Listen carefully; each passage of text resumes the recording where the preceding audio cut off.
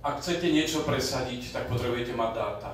A na toto sú super, keď máte takéto dáta.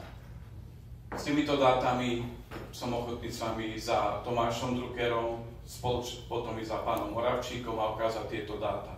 Keď my vieme v parlamente riešiť napríklad narýchlo, že kúpia pre záchranárov sanitky, ktoré sú na 3,5 tony, lebo si to neuvedomili a potom zistili, že tí vodiči nemajú skupinu C, no tak aj my opoziční poslanci sme to podporili, lebo bohužiaľ fakt ten systém vyskolaboval. Keď sme zistili, že máme tu málo vodičov na nákladných autách, tak opoziční poslanci tiež sme to podporili, lebo vedeli sme, že to je prúser.